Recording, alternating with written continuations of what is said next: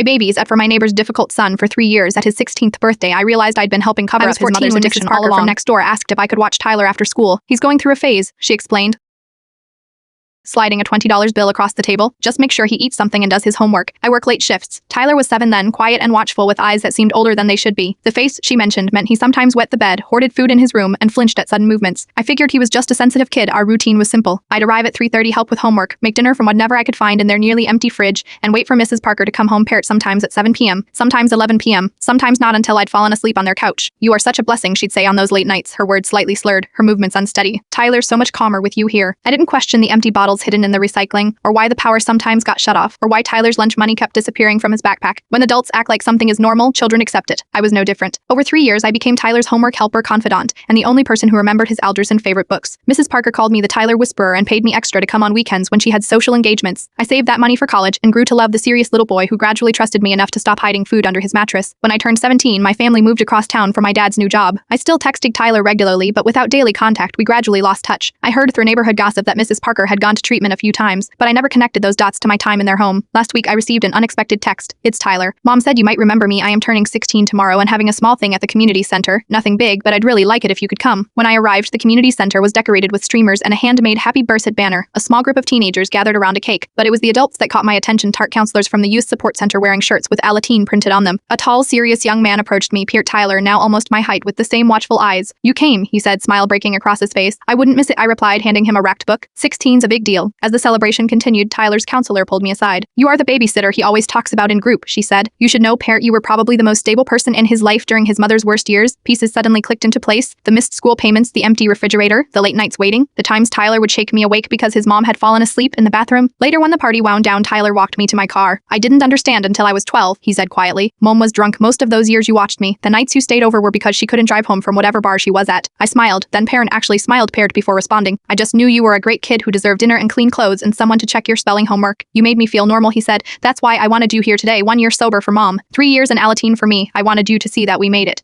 Today I'm changing my college major to social work. My professor says many children suffer in plain sight because adults don't recognize the signs of addiction and neglect. Tyler's story could have ended differently without the intervention programs that eventually helped his family. Some people teach us lessons through their broken pieces, others show us how to identify the cracks that have always been hiding in plain sight. I now know which knowledge matters more in creating the future. I want to build Parent One where children like Tyler don't wait 9 years for someone to understand what they're really going through.